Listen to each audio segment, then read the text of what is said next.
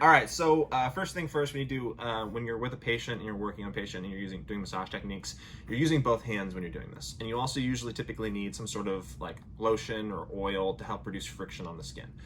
We're gonna go over some basic strokes first and some basic techniques. One of the easiest one, you kind of just get the lotion on there or the cream or whatever.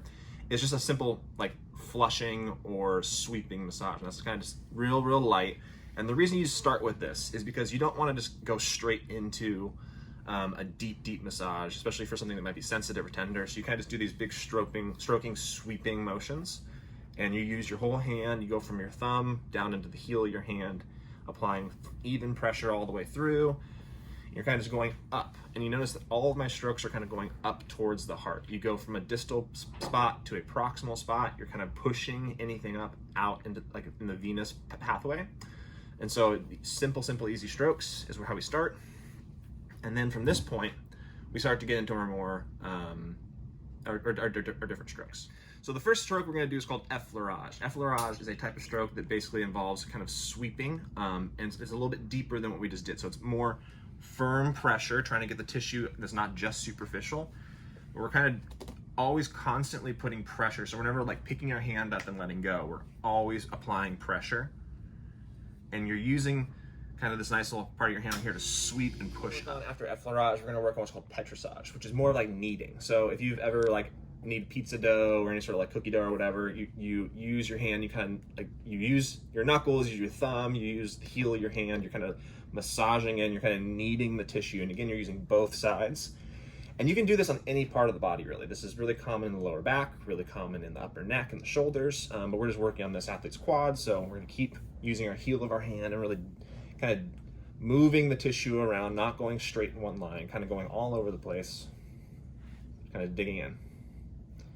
And this is a petrissage massage. So you kind of see how I'm kind of just twisting the skin a little bit, twisting the tissue. You can really just put as much pressure as you want.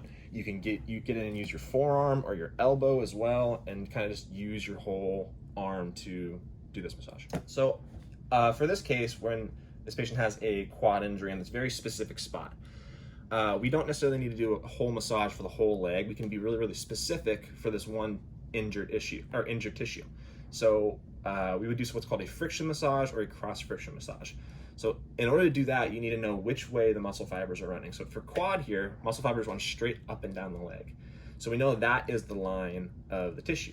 Now at friction massage, basically what you're doing is you're kind of just doing little circles over the spot. And you can just use one hand, you can use two fingers on top of each other and kind of just digging in.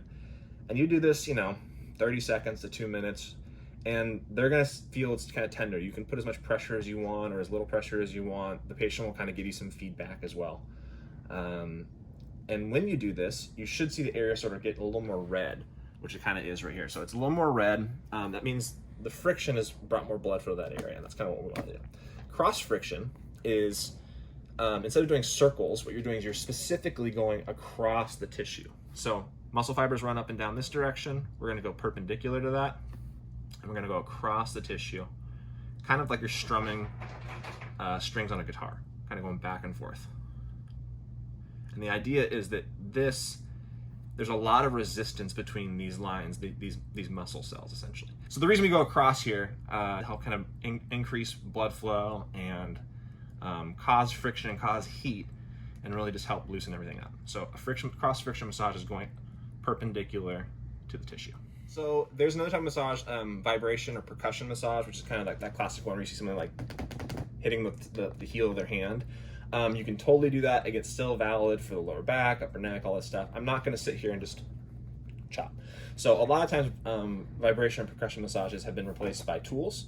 So for example, like a vibration tool we can use, and we can turn this on, and we're letting the tool do the work for us. So I can sit here and I can kind of find where that spot is and keep going back and forth and back and forth.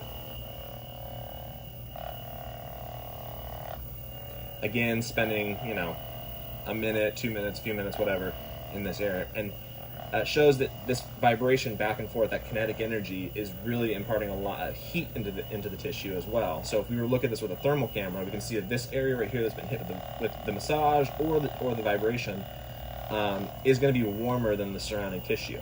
Now, that helps a little bit. It doesn't go as deep as we necessarily always want it, but it does help, and it can help decrease superficial pain that causes some issues with returning to play.